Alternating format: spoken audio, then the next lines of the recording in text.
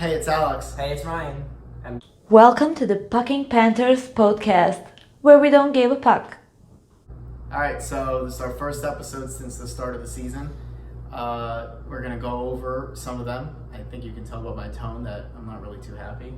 But, I don't know, yet another season where we're supposed to have a good start and So we have slow starts. We're through 5 games, Yeah. and we have 1 win, which I was probably thinking around now. We did have a tough opening with Doesn't lightning matter. and everything. It doesn't doesn't at all. But It I was doesn't thinking matter. we'd have 3 wins, but Like, people bring up... here we are again. People bring up, like, oh, look at the teams we're playing. But, like, the people that are saying that, who do you expect we're supposed to beat? Like, only Ottawa?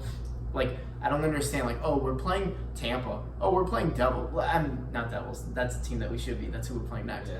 But, like, people will say, like, oh, look who we're playing. We're playing Pittsburgh. We're playing the Islanders. We're playing the Rangers. We're playing Washington. We're playing Carolina. We're playing Lightning. Like, they'll bring up, like, I know we haven't played some of those teams yet.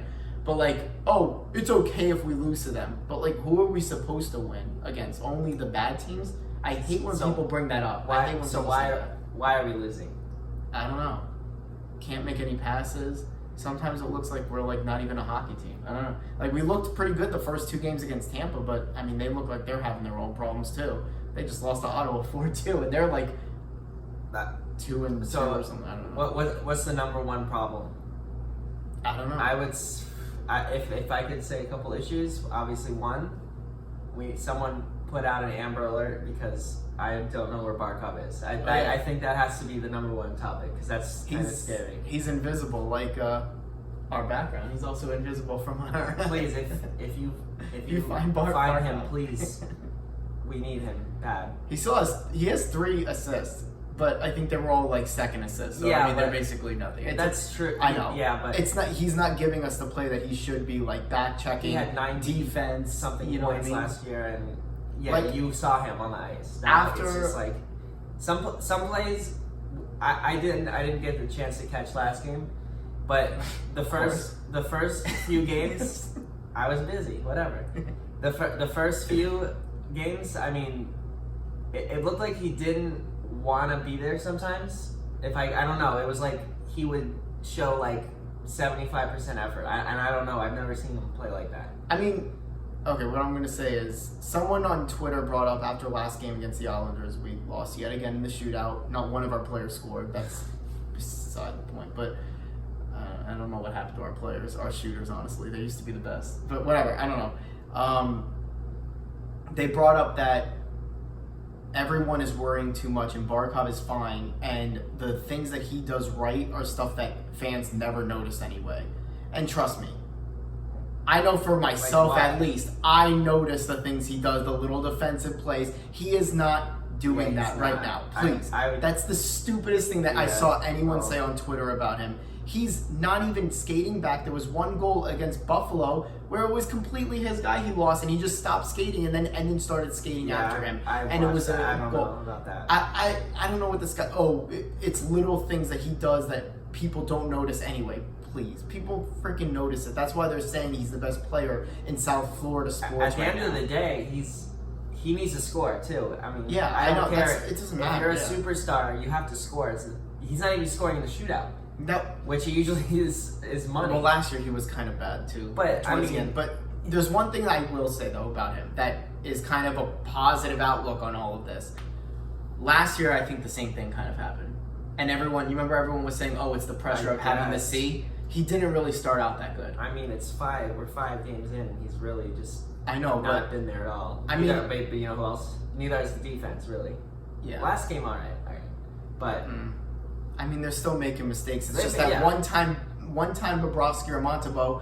One game Bobrovsky and Montembeault are going to make those miraculous, amazing saves that elite goaltending does, or one game they're not. And you can't, like, for example, the Carolina game. That is not Bobrovsky's fault at all. Not at all. It's just that, and then you watch the Carolina game, and then you watch the next game against Buffalo. The difference was that Bobrovsky was making the miraculous elite Yeah. goaltending saves against Buffalo. We were still having the horrible defensive coverage breakdowns against Buffalo, except Bobrovsky was just making those miraculous saves that game.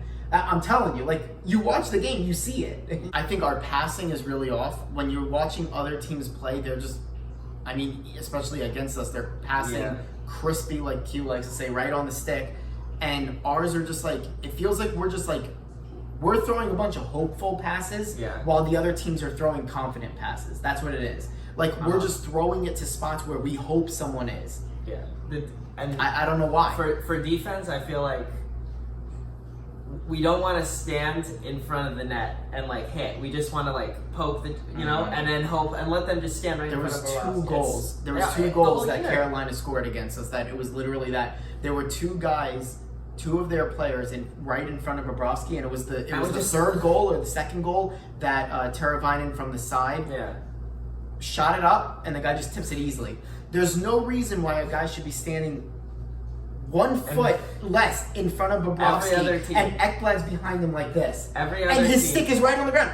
Ekblad, your stick needs to be here. Lift it. You know what I mean? Like, lift him up, man. How are you letting them both have their stick right on the ground? Every other team protects their goalie, and we just let him stand right in front of our goalie. Like it doesn't matter. Like, oh, what's up? Do you think I don't know if I should bring this up yet. Maybe we should wait till later on in the season because he looked actually okay last night. All right, well, to end the episode, a little quick episode. Let's just go down like every new player and just tell me what you think through 5 games. Just we know like who's been on the team, you know, like whatever. I mean, I'll already tell you who my favorites are of the new players. All right, tell me your favorite and least favorite. Bobrovsky has been, I think, elite. I think he's made some great saves that I haven't seen in freaking like 4 years of our goaltending. I don't know.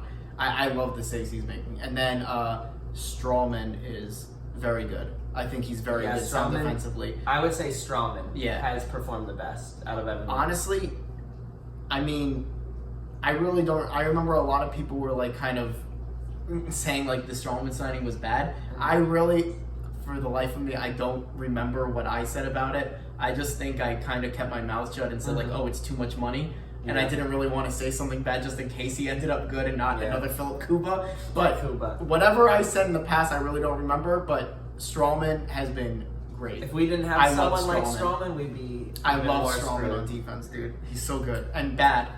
Out of the new guys, Connolly, not bad. He has a few assists, 3 assists. But I mean, just not noticeable. I want to see more from goals, ball. I want to see something from someone. Like, who's really standing out on the team right now? I mean, Hoffman, I guess I would say Hoffman and Huberdeau. Yeah, but like Huberdeau's another type of player where I don't like it because Quenneville's taking him off of Barkov's wing.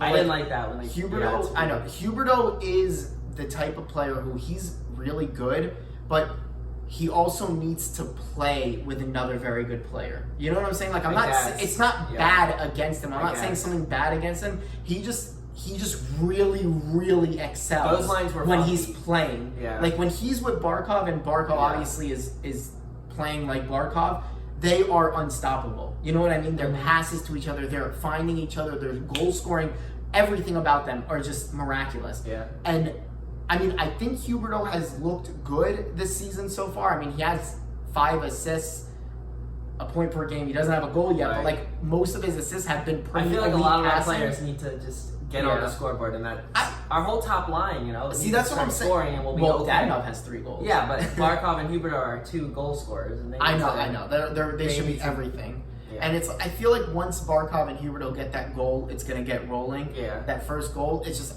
I don't understand how Barkov doesn't have. I don't know.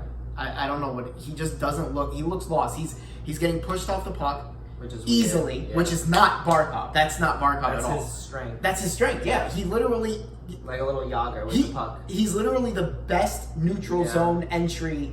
You know, I don't know if I'm saying that right. Into the offensive zone guy. Like he's our best. Yeah. He's our best guy at just getting into the offensive zone, and I haven't seen him do that once this year. I think. I don't know. I feel like he's losing it so bad. It's scary, and I want to say one other thing you're not gonna like, but. About Bobrovsky, It's just his stats. It's just we paid him. He's got to perform. I know it's not all his fault, but he's got to step up too. Yeah, but where is I he supposed to understand. make those saves with the I defense leaving him out to understand, dry like if- that? That's if he is making the He's saves. got That's the what I'm big money. saying. He's got to pull out a couple more. That's all. That's all. But do saying. what? do Make a pull couple out more what? saves. Make a couple more saves. He's But a there's big nothing bully. he can do, and there's a guy standing right Well, there, and the defense isn't even taking him out. I want to see What is him he supposed perform. to do? Go up and slash the guy and hit him out? One more save per game, and I don't know. we're right in there. I don't think his stats are anything to be worried about. Well, I know It not has yet, nothing to but do with in him. a couple games we'll see. Next game is against the Devils. Is this 1 gonna be o'clock. up before the Weird Devils start. tomorrow? Yeah. Okay. 1 o'clock. So Next game is against the Devils tomorrow. 1 fuck, I o'clock shouldn't say that. start. Monday. Just say Monday, Monday, 1 yeah. o'clock start is our next game. If we lose that, then we're in big trouble. Well, I don't know because we always let the slumping team take it out on us, Yeah. and they haven't even won yet. Well, this we're year. slumping too. I mean, well, it doesn't matter. Yeah. Panthers hockey, we always let the slumping team, even if we're slumping as well. Yeah. We're always the slump busters. Like Jack Hughes doesn't have a goal yet in 5 games. You better bet he's getting his first NHL goal I tomorrow. hope he doesn't score before Barkov.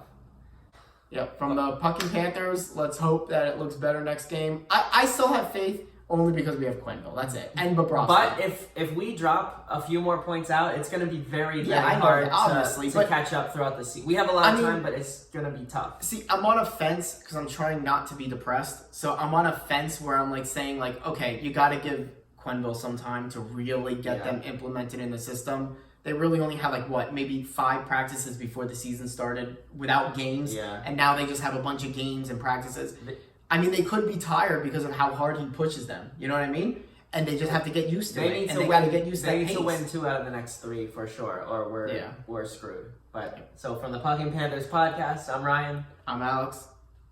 See ya.